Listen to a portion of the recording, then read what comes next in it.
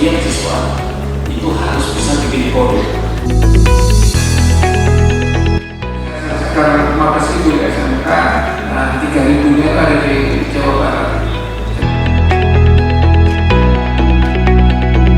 Setiap sekolah itu punya mallnya, posko-nya masing-masing. Ini SPW pengusaha. Saya mempunyai usaha minuman kesehatan Sedamon. Saya punya omset dari tahun kemarin April 2020 sampai sekarang mencapai 1 miliar.